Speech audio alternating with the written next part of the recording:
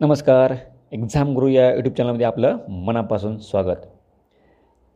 तर बघा, आपल्या सर्वांना माहिती आहे, आपण ज्या ठिकाणी काम करतो, मग शाळा असेल, कॉलेज असेल, वेगवेगळ्या इंडस्ट्री असतील किंवा सार्वजनिक ठिकाण असेल, अशा ठिकाणी आपल्या सर्वांना एक अग्निशामक यंत्र दिसतं. ते अग्निशामक यंत्र म्हणजे त्याला आपण काय म्हणतो, फायर एक्सटिंग्विशर. हे फायर एक्सटिंग्विशर कसं वापरायचं याची माहिती आपण आजच्या व्हिडिओच्या माध्यमातून बघणार आहोत. जर एखाद्या ठिकाणी आग लागली आणि त्या ठिकाणी आपल्याला आग विझवण्याचा प्रसंग आला, तर आपण ते फायर एक्सटिंग्विशर कशाप्रकारे वापरू शकतो, त्याची टेक्निक काय आहे, याच्याबद्दलची माहिती आपण आजच्या व्हिडिओच्या माध्यमातून बघणार आहोत. त्या अगोदर जे विद्यार्थी नवीन असतील ते सर्व त्यांनी आपल्या चॅनलला सबस्क्राईब करायचे, व्हिडिओला लाईक करायचे व ही माहिती जास्तीत जास्त विद्यार्थ्यांपर्यंत शेअर करायची.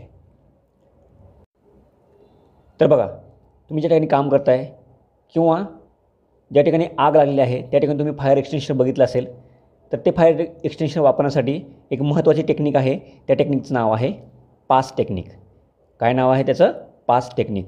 तर या पास टेक्निकचा वापर आपण कशा पद्धतीने करू शकतो आणि आग लागलेली आपण कशाप्रकारे विझवू शकतो ते आपण बघणार आहोत. आता पास टेक्निक जी आहे ती कशी असते ते बघूयात. तर बघा विद्यार्थी मित्रांनो, पास ही जी टेक्निक आहे त्या टेक्निकचा वापर करत असताना P means pull, A means aim, S means squeeze आणि सेकंड जे एस आहे ते म्हणजे स्वीप. तर या 4 टेक्निकचा वापर करून, या 4 प्रोसेसचा वापर करून तुम्हाला लागलेली आग ही विझवता आली पाहिजे. आता कशाप्रकारे ही टेक्निक वापरायची, पुल, एम, स्क्वीज आणि स्वीप कसं करायचं हे बघूयात. पहिला जो आहे तो पुल द की. बघा, फायर एक्सटिंग्विशरमध्ये जे की असेल ते पुल करायचे. दुसरा एम ज्या ठिकाणी तुम्हाला आग लागलेली आहे त्या ठिकाणी तुम्हाला नेम धरायचा आहे, एम करायचं आहे. नंतर तुम्हाला स्क्वीज करायचं, जो नॉब आहे तो तुम्हाला काय करायचा, स्क्वीज करायचा आहे आणि त्याच्यावर तुम्हाला एम धरून तो नॉब दाबून धरायचा आहे. त्याच्याकडून तो गॅस बाहेर येईल. आणि जो चौथी प्रोसेस आहे ती चौथी प्रोसेस आहे तुमची स्वीप करायची. म्हणजे तुम्हाला लेफ्ट टू राईट आणि बॅक टू फोर्थ या टाईपमध्ये तुम्हाला काय करायचं, तिथे स्वीप करत येतं. बघा, पुल करायची, तुम्हाला की तिथली पुल करायची आहे.